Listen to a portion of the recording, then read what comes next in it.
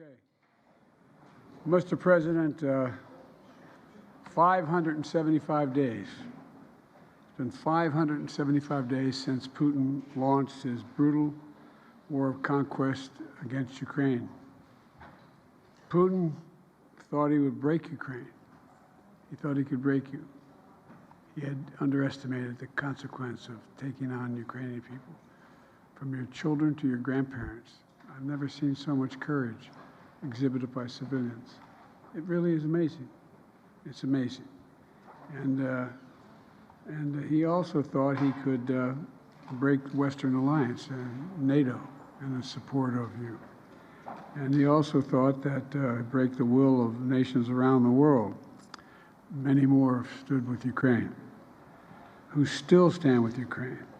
Well, he was wrong. He continues to be wrong. Ukraine is unbroken, unbowed, and unconquered, proving that nothing can dim the flame of liberty that burns in the heart of free people. And Mr. President, the American people, Democrats, Republicans alike, families all across our nation, understand what Ukraine is fighting to defend, what generations of Americans have also stepped up to protect and preserve. It's pretty basic: freedom, liberty, and sovereignty. And as I made clear at the UN this week, and you were there, the entire world has a stake in making sure that no nation, no aggressor is allowed to take a neighbor's territory by force. The American people will never waver in our commitment to those values.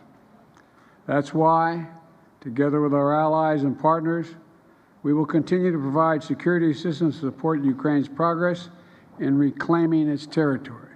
And we'll continue to provide humanitarian aid to help millions of innocents suffering from Russia's aggression.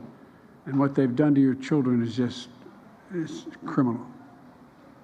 And we're going to continue to support Ukraine's diplomatic effort to deliver a just and lasting peace, a peace that protects Ukraine's sovereignty and territorial integrity.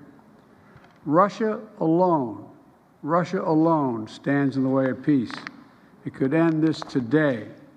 Instead, Russia is seeking more weapons from Iran and North Korea that would violate multiple UN Security Council resolutions that Moscow itself voted to put in place. Instead, as the threat of famine still stalks families around the globe, Russia is bombing grain silos in Ukraine and separating families, kidnapping, this is what I can't get over, kidnapping thousands of Ukrainian children. Instead, with the days beginning to turn colder, Russia hopes once more to use winter as a weapon against the people of Ukraine.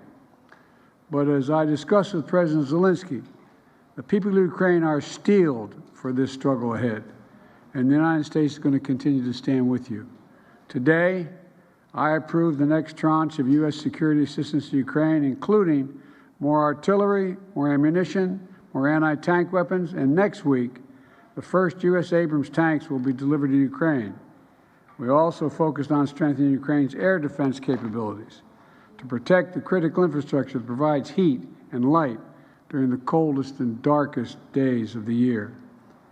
That includes providing a second Hawk air defense battery with steady deliveries of additional Hawk and other systems each month through the winter, and a new package of launchers and interceptors that's going to protect Ukraine's grain silos, hospitals, schools, and power plants. That will help save Ukrainian lives. Just as we're committed to helping Ukrainian people defend themselves now, we're also committed to helping them recover and rebuild for the future, including supporting reforms that are going to combat corruption, creating an environment where businesses can thrive and where American and European businesses want to invest. Ladies and gentlemen, last week I announced the appointment of Penny Pritzker as our new special representative. Penny, thank you for being willing to come back in. She's going to be the special representative for Ukraine economic recovery, to help Ukraine reopen markets, mobilize investments, and make the necessary economic reforms when needed. And together with 29 other partners, partners, and their partners. We're committed to help Ukraine build a force capable of ensuring Ukraine's long-term security, capable of deterring future threats against sovereignty, territorial integrity, and freedom, which are underway now. Because that's what this is all about, the future of freedom. America can never, will never walk away from that. That's why 575 days later, we stand with Ukraine and will continue to stand with you, Mr. President. And that's why we're so proud of being able to be with you. Mr. President, we're with you, and we're staying with you. Thank you so much, Mr. President. Thank you for all these 575 days. Yes, and thanks to American people.